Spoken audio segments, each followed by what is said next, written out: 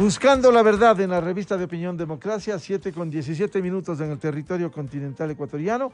A esta hora queremos saludar al doctor Roberto Andrade, asesor jurídico de la Presidencia de la República.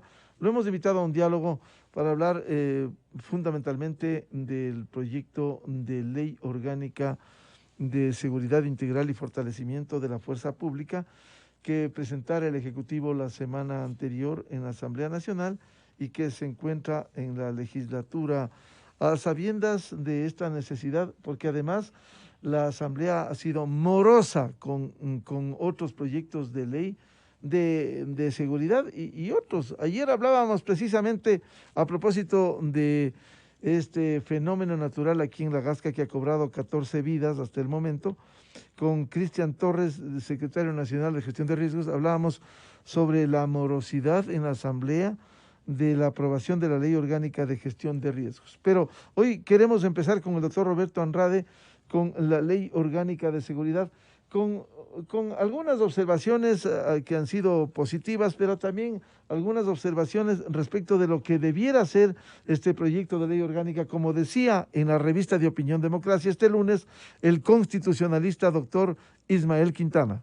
Creo que el proyecto de ley, en la primera parte que se refiere a las reformas al COIP, está estableciendo esto y lo hace con claridad en el tema de los grados del uso progresivo de la fuerza, porque además este ha sido un mandato de nuestra Corte Constitucional, en el sentido de que debe haber esto para que fuerza pública tenga seguridad y certeza de cómo debe obrar, porque resulta que esto ha estado tan disperso, regado en algunos reglamentos. En el caso de Fuerzas Armadas, ni siquiera tenían un instrumento normativo, de hecho todavía no lo tienen, para que puedan tener certeza de cómo actuar, por ejemplo, en contextos en los cuales Fuerzas Armadas tienen que complementar la labor de Policía Nacional. Ahora tenemos no uno, sino 4 proyectos de ley.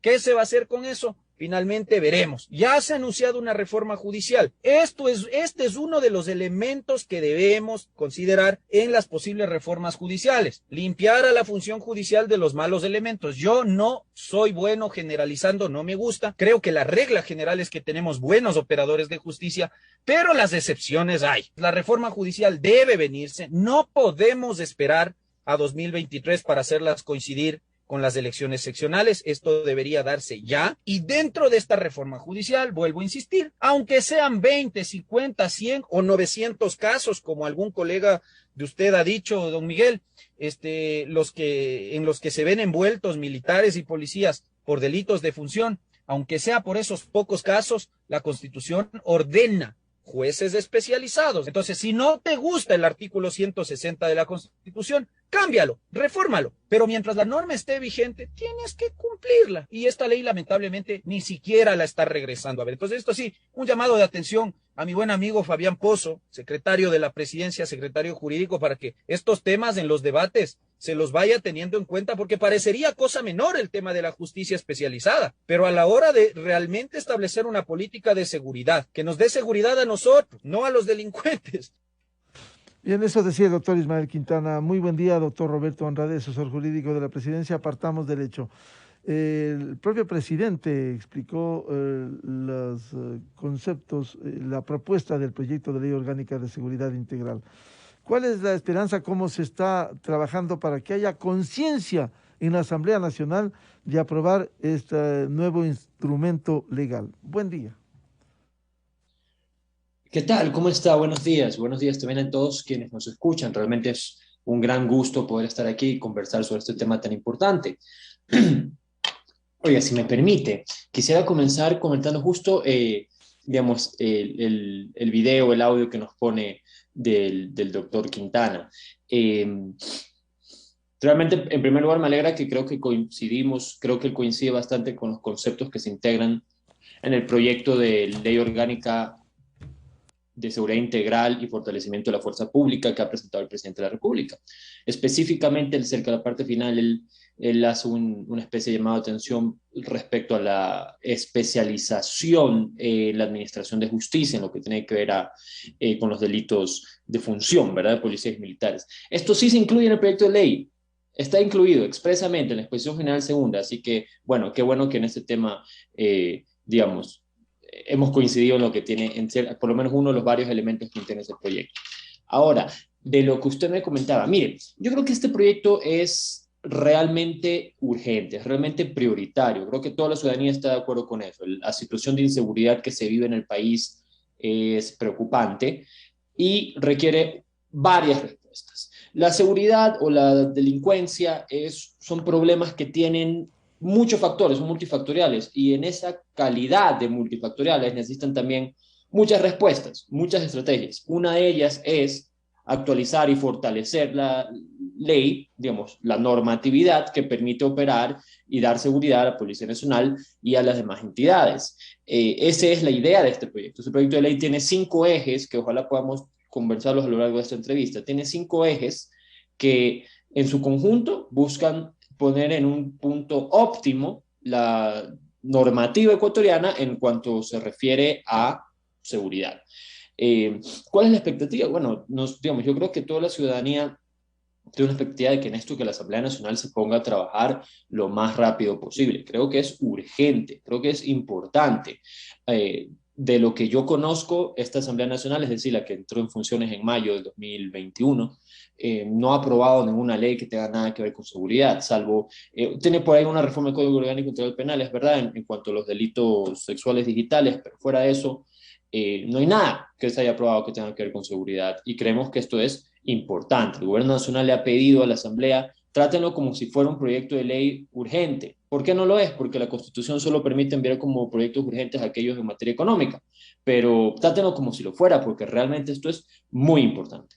Doctor Andrade, 5 ejes. ¿Cuáles son? ¿Cómo desarrollar estos ejes fundamentales? Perfecto. Entonces, el proyecto de ley tiene 46 artículos. Dentro de esos habla del tema del uso progresivo de la fuerza. Ese es el primer eje, que es algo que ha estado cubierto en las noticias en las últimas 2 semanas, creo que todos lo hemos escuchado bastante. Entonces trata sobre el uso progresivo de la fuerza en primer lugar. En segundo lugar, y relacionado con ello, habla sobre el patrocinio jurídico que tienen que dársele a los policías para que cuando son sujetos de investigaciones o procesos penales, pues se sientan completamente respaldados de que si actuaron bien, van a salir muy bien. En tercer lugar, se reforma la Ley de Seguridad Pública y el Estado para coordinar o mejorar la cooperación, que sea mucho más fluida y efectiva entre Fuerzas Armadas y Policía Nacional. En cuarto lugar, se cierran varios vacíos o falencias que existían en el Código Orgánico Integral Penal. Esto es la parte más técnica, ¿no? Pero ahí encuentran, por ejemplo, también se entra al tema del uso progresivo de la fuerza y cuando se investiga o sanciona a policías por ello, o militares también pueden hacer. Se entra el tema del terrorismo en centros de privación de libertad, que el presidente mencionó. Se entra el tema de mejorar la forma como se sanciona y se investigan los delitos de delincuencia organizada. Todo eso está en el cuarto eje, que son reformas al Código Orgánico Integral Penal. Y por último, un quinto eje que tiene que ver con mejorar la normativa sobre la institucionalidad y la administración de los centros de privación de libertad, intentando mejorar y resolver esas falencias que vimos trágicamente en el año 2021 en los centros de privación de libertad. Doctor Andrade, tiene que ver también dentro de este contexto el proyecto y lo vemos, las reformas a la Ley de Seguridad Pública y del Estado que son fundamentales también. Sí, por supuesto, por supuesto. Mire, en ese tema que usted nos comenta, es importante que la ciudadanía conozca, ¿no? Este proyecto, ¿qué plantea? Plantea por lo menos 2 cosas específicas en cuanto a la Ley de Seguridad Pública y el Estado. Primero, y que ha sido muy importante, es incluir ahí un reconocimiento, una utilización específica para que se integre dentro del Sistema Nacional de Inteligencia también la facultad de generar inteligencia y contrainteligencia en los centros de privación de libertad. Eso fue algo que en su momento, hace algunos meses, se mencionó mucho y que efectivamente es importante. Se incluye esto ahí para que la inteligencia y contrainteligencia que se crea en los centros de privación de libertad se integre al Sistema Nacional de Inteligencia y permita al Estado estar mucho mejor preparado para adelantarse a situaciones de crisis o amotinamientos o etcétera que pudieran darse. Eso respecto a ese punto en particular. Ahora, igual vale hacer la precisión, ¿no? La inteligencia que se pueda generar en centros de privación de libertad siempre funciona para la seguridad en general, porque hemos visto cómo lo que sucede dentro de los centros de privación de libertad también tiene efectos fuera de ellos, ¿verdad?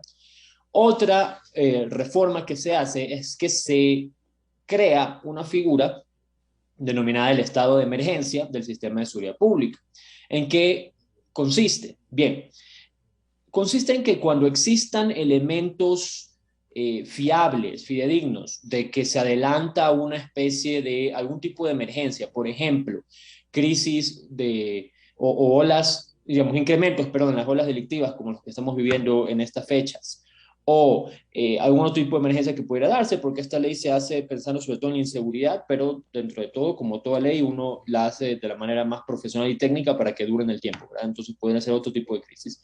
Que cuando hay esta información de que hay una crisis inminente, el presidente pueda declarar en emergencia al sistema de seguridad pública del Estado, no declarar en emergencia al país, declarar en emergencia al sistema de seguridad pública, que tiene qué objetivo, tiene el objetivo de que en ese momento se active una cooperación, una coordinación muy fluida entre Fuerzas Armadas y Policía Nacional, de manera que puedan participar juntos en los operativos que sean necesarios para hacer frente a esta emergencia.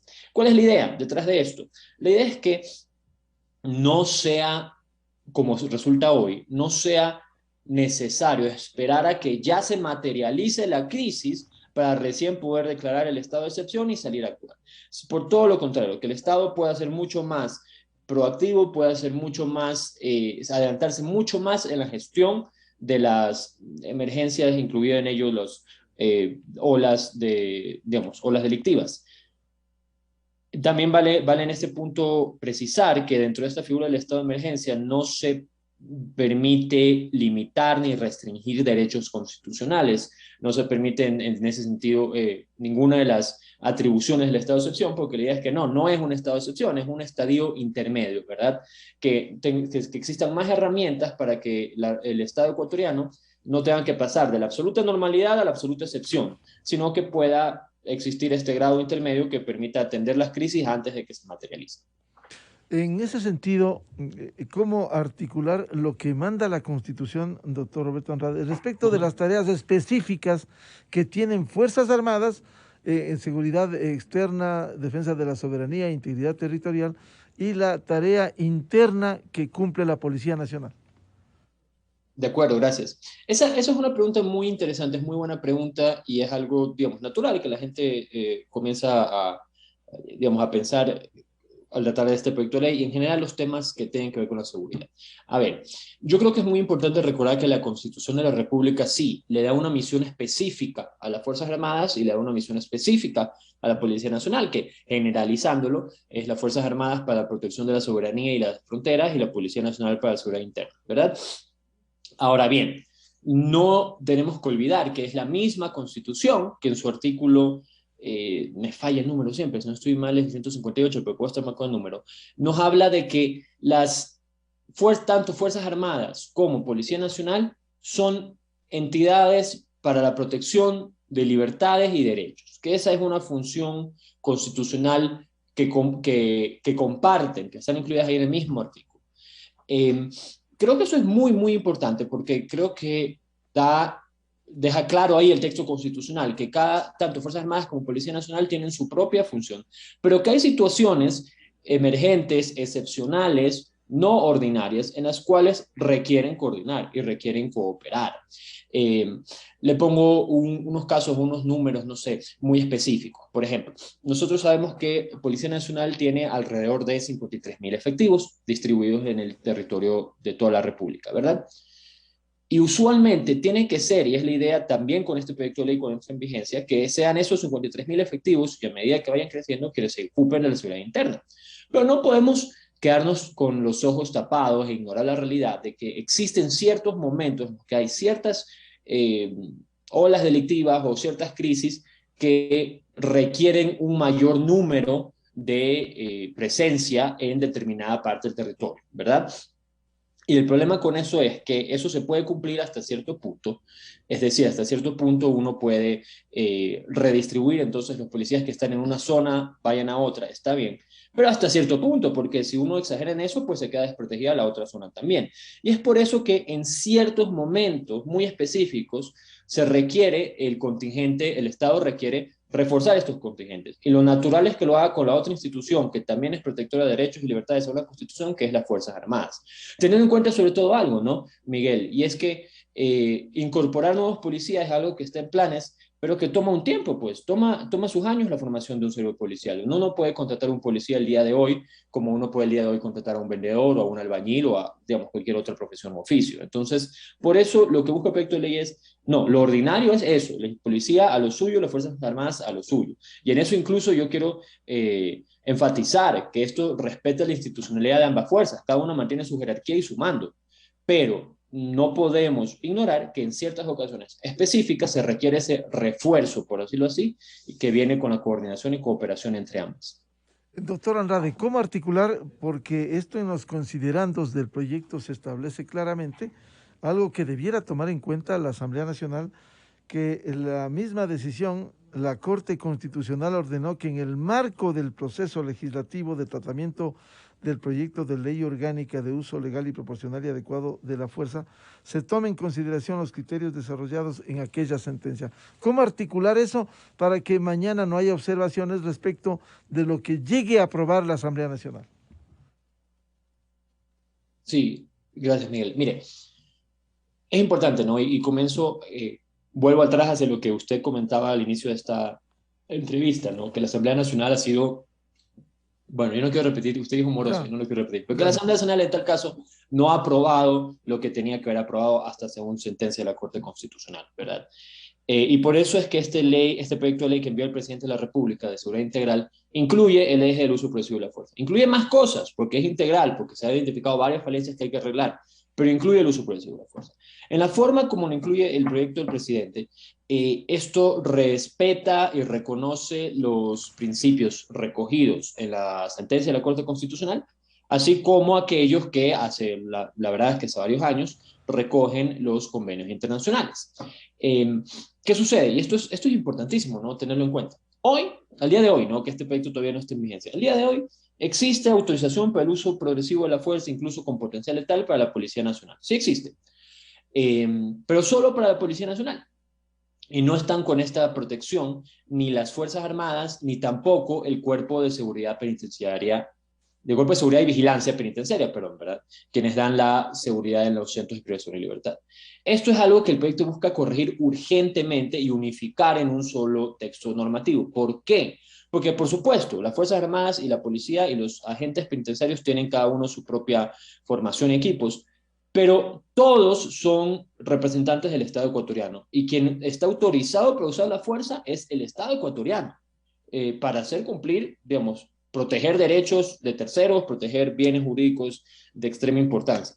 Entonces, por eso se entiende importante que estén unificados en un solo texto normativo, siguiendo las reglas y los principios claros. Y de ahí, por supuesto, ya en la minucia, en el detalle, cada fuerza tendrá que expedir sus manuales de actuación y su doctrina y sus protocolos, ¿verdad? En este sentido, el proyecto del presidente cumple con los estándares de la Corte Constitucional e incluso de los acuerdos internacionales que hay en ese sentido.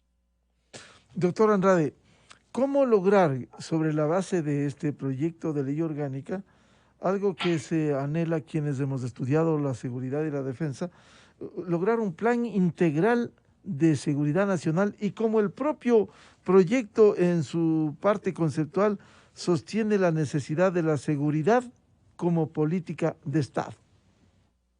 Perfecto. Mire, esto es el objetivo más ambicioso, ¿verdad? Y creemos que es digamos, creo que este proyecto abona muchísimo a eso. ¿Por qué? Porque, como yo decía hace un momento, ¿no? La seguridad tiene muchos factores. Tú no puedes, sería iluso, sería ingenuo pensar que un solo proyecto de ley, por más perfecto que sea el proyecto de ley, solito va a arreglar la seguridad. Eso no, puede ayudar mucho, pero solito no lo va a hacer, ¿verdad? Tienes que juntar muchos factores. Dentro de esa visión, dentro de esa idea, más allá de estos 5 ejes que hemos venido conversando, el proyecto de ley crea también, y esto también está en la Ley de Seguridad Pública y el Estado, crea, o sea, es decir, se reforma esta norma, crea lo que se denomina un Consejo Nacional de Política Criminal. ¿Pensando en qué? Pensando en que el fenómeno de la delincuencia o de la inseguridad tiene unas expresiones que son inmediatas y que las vivimos hoy en día cuando se siente inseguridad en las calles, y tenemos unas expresiones que son más de mediano o largo plazo, que son las causas de esa delincuencia, ¿verdad? Por eso se crea este Consejo Nacional de Política Criminal que integra autoridades de función ejecutiva y función judicial, para que como una especie de lentes bifocales, ¿no? Viendo de cerca y viendo de lejos, puedan hacer una verdadera política criminal para el Ecuador, que incluye estrategias y líneas de acción para así responder al fenómeno de la delincuencia como se presenta hoy en enero de 2022, que no es igual como se presentaba antes de la pandemia o como se presentaba, no se diga, hace 5 o 10 años, pero también con un ojo hacia el mediano y largo plazo, ver cuáles son estas causas de la delincuencia, ¿no? Para no solo tener una reacción del Estado que sea represiva y reactiva, sino también tener una acción que sea preventiva, ¿verdad? Creo que esto es un aporte muy importante y creo que es algo que estaba pendiente en el Ecuador hace varios años. Doctor Andrade, ¿cuál es el timing? Usted decía efectivamente que este es urgente, aun cuando no sea un proyecto urgente en materia económica, como dice la Constitución, pero ¿cómo lograr que primero en la Asamblea conciencien sobre el tema? Porque no es cuestión solo de mirar los datos oficiales, las estadísticas, como ilustra en la exposición de motivos de este proyecto, sobre el crecimiento de la tasa de homicidios y otros delitos conexos en el país. ¿Cómo lograr que haya conciencia y se debata con responsabilidad un proyecto de la importancia y la magnitud de este? Mire, Miguel, yo creo que ahí tenemos mucha responsabilidad, digamos, todos en Ecuador. Sí, por supuesto, Gobierno Nacional y Asamblea Nacional son los responsables directos del tema, pero creo que ciudadanía e incluso medios de comunicación pueden poner su grano de arena en estar vigilantes y estar haciéndole seguimiento a que la Asamblea Nacional haga su trabajo y que lo haga en la forma y en los tiempos que se necesiten, tiempos urgentes. Eh, yo creo que hay que deponer totalmente, y me refiero a la Asamblea Nacional, hay que deponer totalmente cualquier tipo de actitudes o ansiedades de protagonismo que pueda haber, porque por ahí se escuchaba que miembros de la Comisión de Seguridad decían, bueno, pero nosotros ya tenemos otros proyectos que queremos tratar primero. Realmente, si es que el proyecto sale con el nombre que le envía el presidente o con el nombre que le envía un asambleísta, es lo de menos. Mientras el proyecto contenga los conceptos y las reformas que son indispensables para fortalecer la seguridad, bienvenido, pero que se lo haga rápido, que se lo haga urgente. Yo creo que, digamos, yo confío en que en ese sentido la Asamblea Nacional va a, digamos, si no lo ha hecho ya, hará lo posible para captar este sentido de prioridad nacional que existe y trabajar al tiempo, y si es que acaso no lo hiciera, yo creo que ahí quienes tenemos que hacer el seguimiento son, por supuesto, el gobierno nacional, pero también la ciudadanía, apoyar a los medios de comunicación. No hay otra forma, porque quien hace la ley son la Asamblea. Claro, por cierto, estamos poniendo precisamente en debate, en escena, esta necesidad urgente que tiene el país, esta herramienta legal. Pero en todo caso, el gobierno tiene previsto visitar a la Asamblea, explicar, concienciar sobre un tema de esta importancia. Por supuesto. Mire, Miel, si yo no estoy equivocado, esta semana tendría que la unidad, digamos, perdón, el CAL tendría que calificar el proyecto y enviarlo a comisión. Esto no ha pasado todavía. El proyecto se envió recién la semana pasada. Y una vez que eso esté hecho, el gobierno nacional está listo a poner todo su contingente para trabajar junto a la Asamblea que se apruebe un gran texto. Eh, Finalmente, nosotros podemos presionar, insistir y exigir, digamos, por favor, démosle la importancia que necesita, pero quien lleva la batuta es la Asamblea, que es quienes hacen las leyes, ¿no? Sí, quisiera aprovechar este diálogo para consultarle, y decía al comienzo, a título personal, que es una asamblea morosa, que no ha cumplido con el país, porque hay otras leyes. Y a propósito de un hecho lamentable que ocurriera este lunes en esta capital, en el sector de La Gasca, este deslave de magnitudes ya ha subido a 15 el número de muertos y hay un sinnúmero de desaparecidos. Hay una ley, un proyecto de ley que está pendiente. Ayer nomás hablábamos en la revista de Opinión Democracia con el secretario nacional de Gestión de Riesgos, Cristian Torres, respecto de la ley orgánica de gestión de riesgos. ¿Cómo lograr también concienciar que el país necesita una ley de esta magnitud? Mire, Miguel, son cuestiones.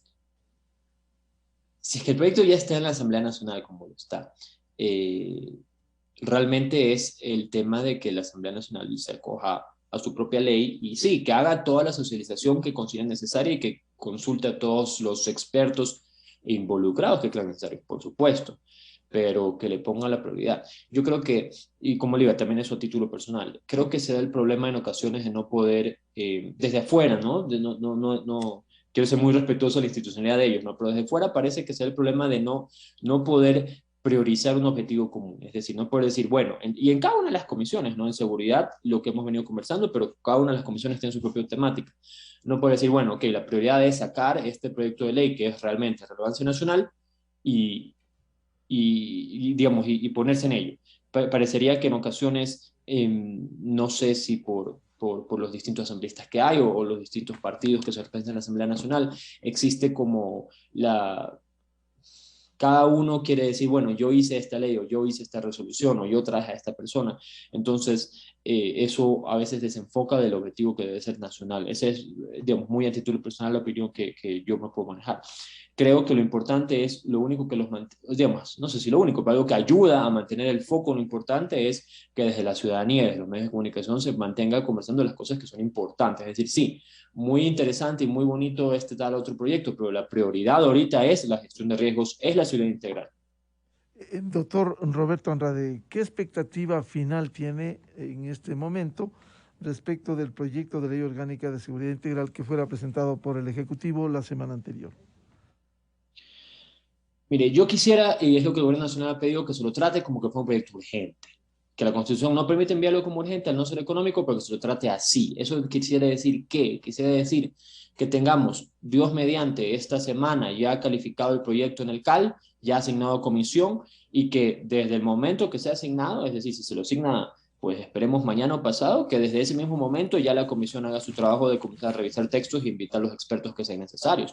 El proyecto contiene 46 disposiciones que creemos que están muy bien hechas y que contribuyen a un objetivo esencial, pero si la Asamblea Nacional tiene cómo mejorarlo, encantado, pues ese es el ejercicio democrático, que se mejore, pero que no se lo demore más. Es decir, que no sigamos con posiciones del tipo, bueno, pero es que yo ya hice un proyecto similar, entonces mejor hagamos, sabe que no importa con qué nombre sale el proyecto, con tal de que salga y que tenga los mismos conceptos. ¿Qué importa quién se lleve el crédito? La cosa es que se lo apruebe.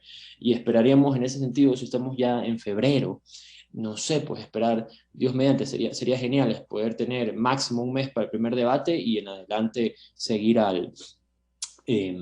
seguir al segundo debate en un tiempo similar. Sería ideal, esperemos que así sea. Ojalá la Asamblea despierte en ese sentido. Queremos agradecer al asesor jurídico de la Presidencia de la República, doctor Roberto Andrade, por hablar de estos temas de interés y de urgencia en el Ecuador. Muchas gracias, Roberto, su atención. Gracias, Miguel, y gracias a todos que nos escuchan. Hasta luego. Muy amable. Buscando la verdad en la revista de Opinión Democracia, 7:45 en el territorio continental ecuatoriano. Vamos a una pausa publicitaria y tenemos previsto un diálogo con el académico y catedrático de Flaxo, doctor Simón Pachano, a propósito de un artículo muy ilustrativo que publica en su columna este lunes en Diario Universo. Vamos a hablar de nuevo las amenazas en el sistema democrático y lo que ocurre en la Asamblea Nacional. El título de este artículo es Con Bandera. Miguel Rivadeneira en la revista de Opinión Democracia. Bienvenidos al microinformativo de la hora. El presidente